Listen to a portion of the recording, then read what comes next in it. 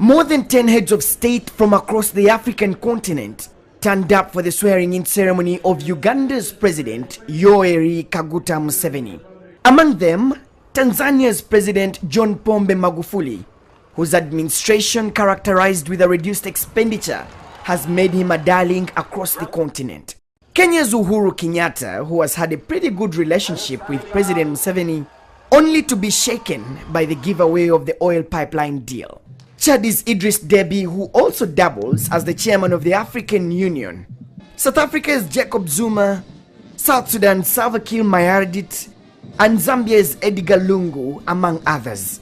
Perhaps those that made Museveni's swearing in most memorable was the attendance of the world's longest-serving president, Equatorial Guinea's President Teodoro Obianga Nguema. His counterpart, who also is criticized for having a grip on power for 30 years, Zimbabwe's President Robert Mugabe.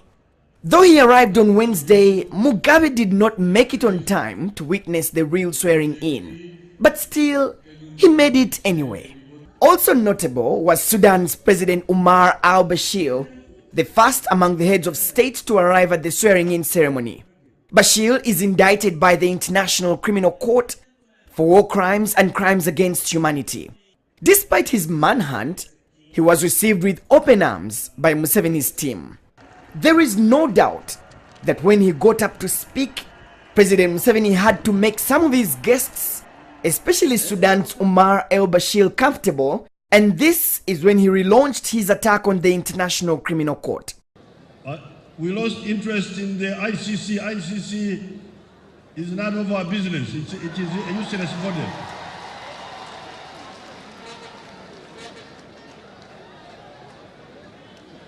We had supported the ICC initially, thinking they were serious, but they are just a bunch of useless people. Museveni's statement comes with no surprise to many, considering his earlier campaigns against the ICC at the African Union Summit. Museveni also made his preference for the Eastern powers, including China and Russia, as an open secret at the ceremony. He, however, said it in a local dialect, Luganda, perhaps to keep the guests out of the conversation.